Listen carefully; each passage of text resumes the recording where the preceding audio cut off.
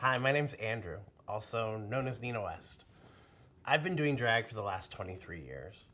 In that 23 years, I have been a nightclub performer, I have been a theatrical performer, I have been a singer, I have been a dancer, but more importantly, I think than anything, I've been a children's entertainer. In 2015, marriage equality passed, and in that time period, I think we all felt, as queer Americans, that we were going to be finally seen equal under the law.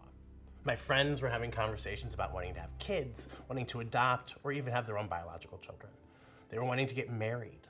I, of course, heard all of these conversations, and I heard my friends talking about the type of entertainment they wanted to share with their families. Of course, I thought I would be a great fit for that. So I really leaned into it.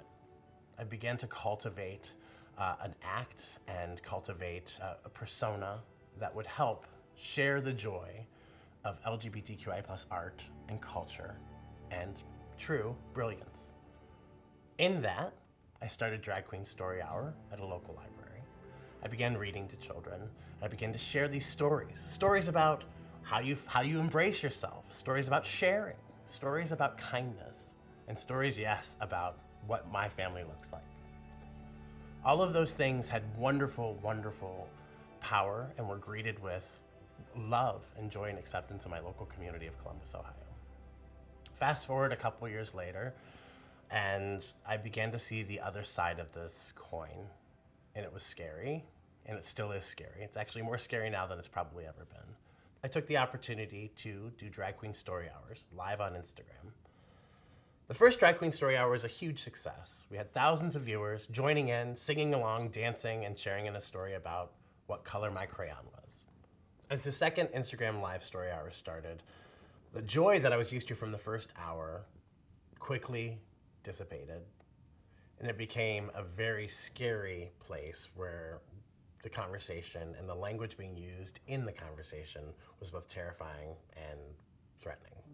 My heart was racing, I was terrified, and I didn't know what to do. Later that night, I actually was still filming content in my home.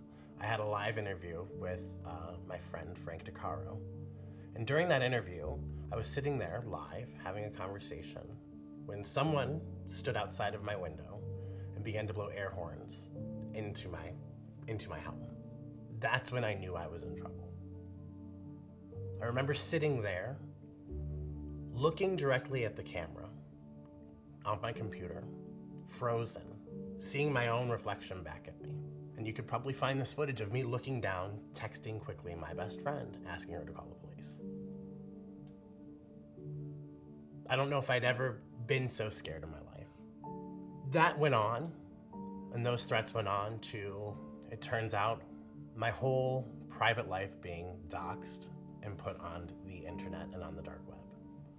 My address, my parents' address, my sister's address, my best friends, all put on the internet for people to find so they could easily harass.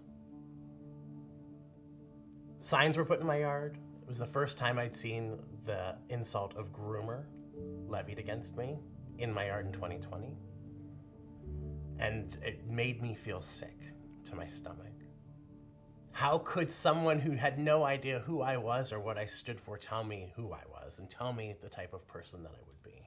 2022, I have the opportunity to release my first children's book, The You Kind of Kind. It's a story about finding kindness in the world, as led by a small version of myself going through the world, introducing children and their reader to kindness in the world. How do you find it? How do you experience it, and how do you give it?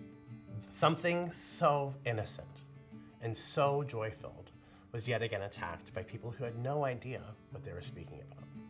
In December of 2022, I had the opportunity to host a drag queen Christmas tour, touring all over the United States.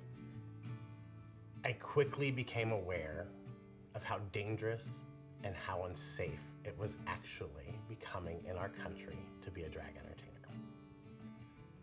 We had protesters outside of every show, we had bomb threats, bomb-sniffing dogs, and yes, we had to be driven out of one city with a police escort so we wouldn't be driven off the road.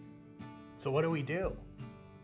We can't sit back. We can't allow this to continue. We cannot be the punching bag for people who have no idea what our community is about. So today I ask you, as you've been asked many times over, to donate, but more so than that, to stand up loudly and continue to proclaim our space for us, with us, next to us. We cannot do it alone, and we need you. Drag isn't dangerous. Drag is a life-saving vessel of hope and joy that has been there as a pillar of our LGBTQI+ community for as long as we have been around. It has been our way of expressing ourselves, sharing ourselves, and yes, celebrating ourselves. Now you can't even go across the country to find a pride parade that's not in threat of being canceled. This isn't who we are. And yeah, I'm scared, but I'm not going anywhere. We aren't going anywhere. And drag will thrive and continue on.